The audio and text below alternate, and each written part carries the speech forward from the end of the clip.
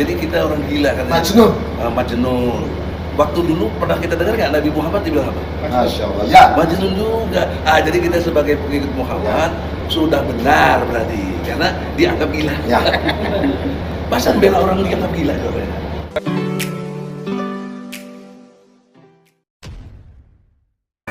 Assalamualaikum warahmatullahi wabarakatuh. Kembali berjumpa dengan saya di channel Gagasan Progresif 79. Sahabat sebangsa dan setanah di mana saja Anda berada.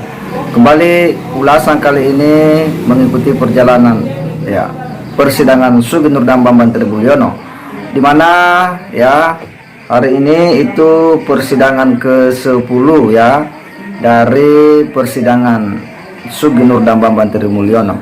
Dan kali ini Egy Sujana sebelum persidangan itu di depan para awak media seperti biasanya menyampaikan lagi sesuatu hal, menyampaikan lagi opini di depan publik terkait dengan rencana persidangan Gus Nur yang ke-10 ini yang akan menghadirkan katanya 2 saksi, satu ahli bahasa dan satunya lagi ahli pidana.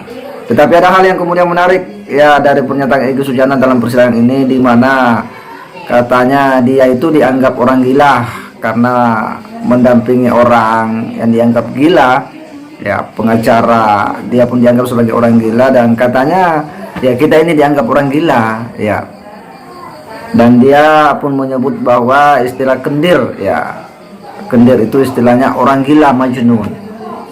Dia kembalikan lagi kepada peristiwa Nabi, bahwa Nabi juga itu pernah dipanggil orang seperti itu. Jadi katanya kita ini sudah benar mengikuti Nabi. Logika-logika ini adalah logika yang menurut kita logikanya Egy Sujana yang selalu membangun sebuah upaya-upaya selalu merasa disolimilah, kira-kira begitu Ada stigma-stigma yang selalu dilekatkan kepada dirinya dan kelompok-kelompok pendukung daripada Sugeng Nurdam Bambang Tribulyono ini, yang itu menurutnya orang-orang yang selama ini tidak mau memperjuangkan kebenaran karena menurutnya bahwa Bambang Tri dan Sugeng Nur ini lagi berjuang untuk mengungkap sebuah kebenaran tentang ijazah palsu Pak Jokowi, dan dia pun masih saja mencari-cari terkait dengan ijazah palsu Pak Jokowi agar Pak Jokowi hadir dan datang, atau paling tidak perintahkan Jaksa Agung untuk datang membawa. Ini adalah sidang ke-10 yang akan digelar. Untuk lebih jelasnya kita simak dulu bagaimana narasi yang dibangun Egy Sujana ini di menjelang persidangan ke-10. Mari kita simak. Dalam konteks agenda itu kita menampilkan 2 sekarang, insya Allah satu profesor ahli bahasa, nanti siapa kita lihat, perlu dibuka sekarang, nanti lihat di persidangan. Yang jelas kredibel, yang jelas mudah-mudahan benar dia ini gurunya dari profesor yang juru bahasa di sini loh, yang banyak salah-salah itu. Nah ini gurunya. Oke. Jadi kalau tingkat jaksa ngadilin murid, kita hadirin gurunya. Oke. Betul ya? Ya, siap. Yang kedua ahli pidana. Insya Allah juga orang yang relatif dikenal, kalau sering perhatikan di medsos dan lain sebagainya. Siapa gerangan? Nanti kita lihat. Nah, sudut pandang 2 ini, bahasa dan hukum pidana, itu yang menarik.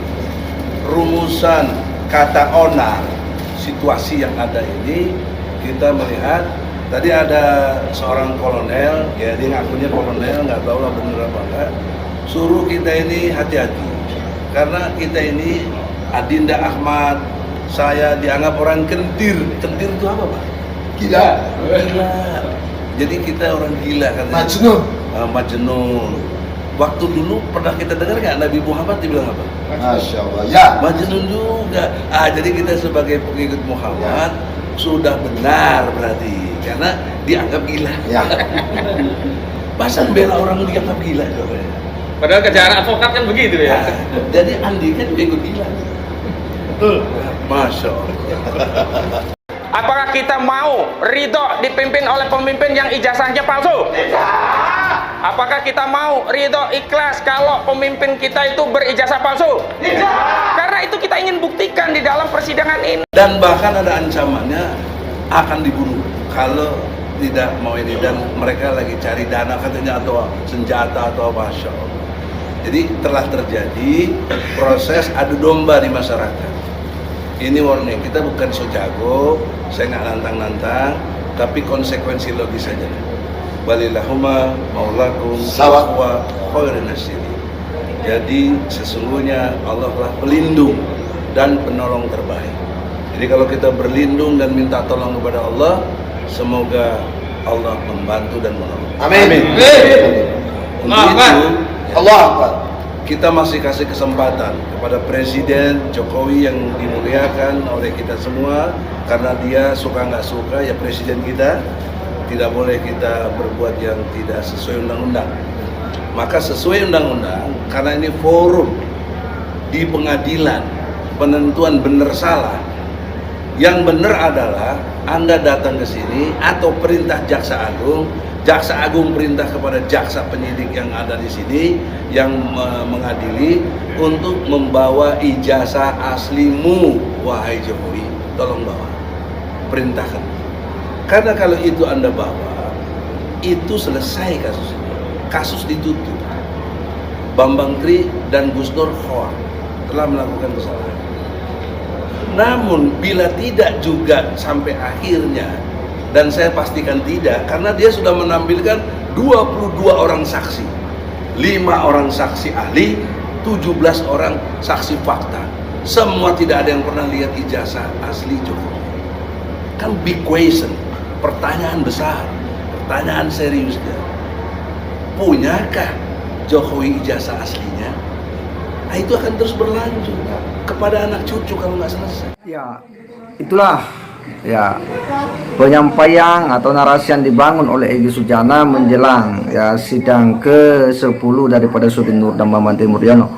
Dia terus menerus ya membangun narasinya bahwa Pak Jokowi seharusnya datang untuk kemudian memperlihatkan ijazahnya, atau paling tidak ya memerintahkan jaksa Mahkamah Agung, Jaksa Agung untuk kemudian datang ya membawa ijazah aslinya itu untuk kemudian menyudahi polemik ini. Dia terus menerus ya mencoba mempengaruhi opini publik bahwa sampai hari ini sudah 22 saksi yang diperiksa, sekitar 17 saksi fakta yang diperiksa, kemudian ada 5 saksi ahli. Menurutnya tidak ada satupun yang pernah melihat ijazah asli Pak Jokowi. Inilah yang terus menerus dibangun oleh Egy Sujana ya.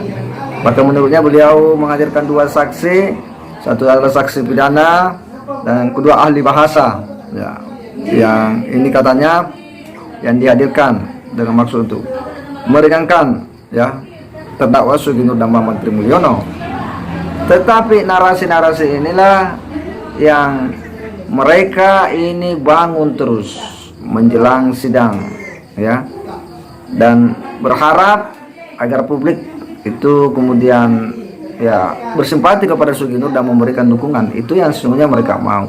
Tetapi tentu kita sadar ya, kita dengan akal sehat kita paham dan tahu semua siapa Gus Nur dalam riwayatnya ya, dan seperti apa ya perilakunya yang selama ini memang sering membuat pernyataan-pernyataan ya terhadap rezim Jokowi, selalu melakukan ya berita-berita yang memang hendak menjatuhkan wibawa Presiden Jokowi di mata publik.